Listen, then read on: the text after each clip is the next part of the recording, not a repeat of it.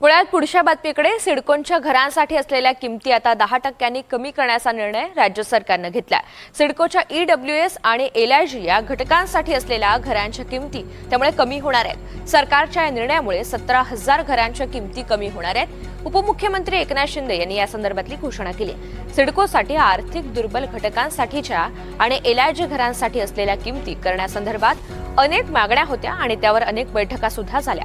सर्वांसाठी घरं हे पंतप्रधान नरेंद्र मोदींचं स्वप्न असून त्याला बळ मिळणार आहे। त्यामुळे सर्वसामान्यांना परवडणाऱ्या दरात घरं मिळण्याचा मार्ग मोकळा झाल्याचं एकनाथ शिंदे यांनी म्हटलं।